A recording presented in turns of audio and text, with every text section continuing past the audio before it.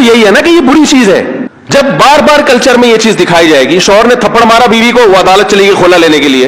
हर घर में थप्पड़ भी होता है, हर घर में गाली गलौज भी होता है, ये तो नॉर्मल चीज है। थप्पड़ मारना सही नहीं है, अच्छा काम नहीं है कि शौहर बीवी पे हाथ उठाए, लेकिन सब कुछ होता है घरों के अंदर, वो बाद में सब सेट हो जाता है। लेकिन ड्रामों में जब दिखाया जाएगा शौहर ने बीवी पे थप्पड़ उठाया, हाथ उठाया और वो चली गई अदालत से खोला लेने, तो कल किस मर्द ने गुस्से में किसी औरत पे हाथ उठा लिया तो वो अदालत का दरवाजा नहीं खटखटाएगी क्या?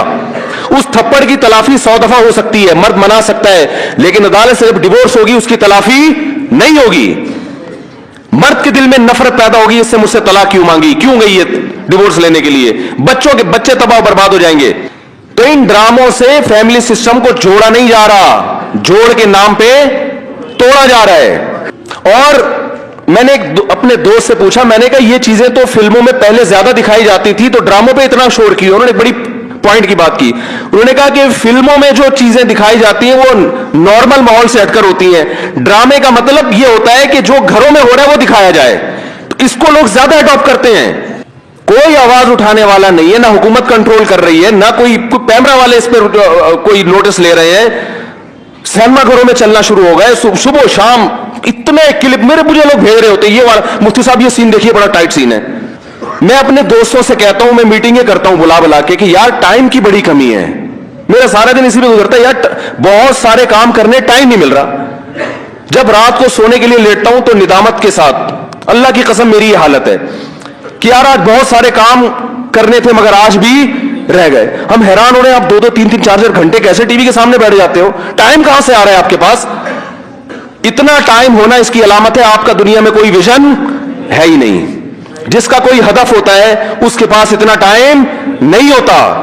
तो ये जो ड्रामों फिल्मों में टाइम जाया किया जा रहा है ना, खुदा की कसम मौत के वक्त हसरत का सबब बनेगा। मौत के वक्त अल्लाह ने जिंदगी सिर्फ एक दफा दी है। कुरान के अल्फाज देखो कि मौत के वक्त अगर तुम सारी दुनिया की सारी दौलत खर्च करके भी टाइम वापस लेना चाहोगे ना, ला यस्तखिरून साअतन वला यस्तक़दिमून, अल्लाह फरमाते 1 मिनट तो दूर की बात, 1 मिनट के 1 करोड़ हिस्से कर लो ना, वो भी नहीं मिलेगा। अभी बहुत टाइम दिया अल्लाह ने, अभी बहुत टाइम दिया है। चाहो तो ड्रामों में जाया कर दो, फिल्मों में जाया कर दो, सारा दिन टीवी के सामने बैठ के क्रिकेट के मैच देख के तालियां बजाते रहो, फलाने ये छक्का मारा, फलाने चौका मारा। अभी बहुत टाइम है, लाइफ को खुदा की कसम जितना एंजॉय कर रहे हो 10 से ज़रब दे के इससे ज्यादा एंजॉय करो।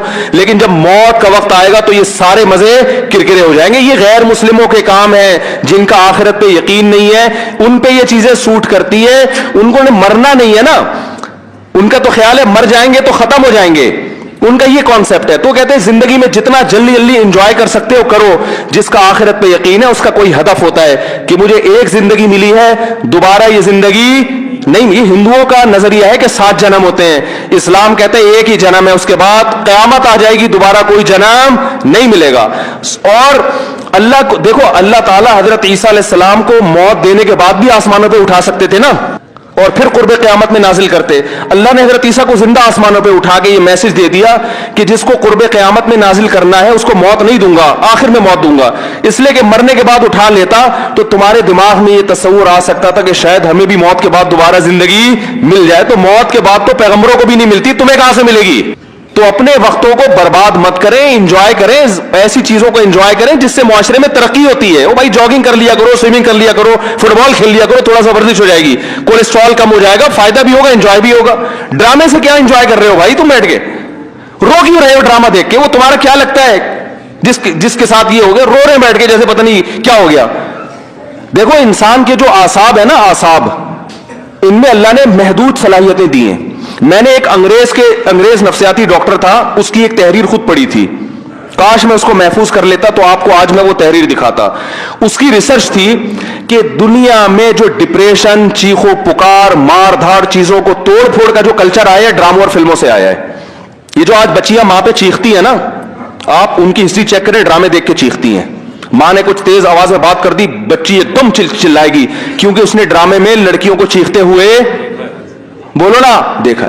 शौहर अगर गुस्सा करे, नहीं करना चाहिए लेकिन करे, तो इस्लाम कहता है तुम्हारा मोहसिन है, अगर किसी को सजदा करने की इजाजत होती तो नबी ने फरमाया कि औरत को हुक्म देता किसको सजदा करे?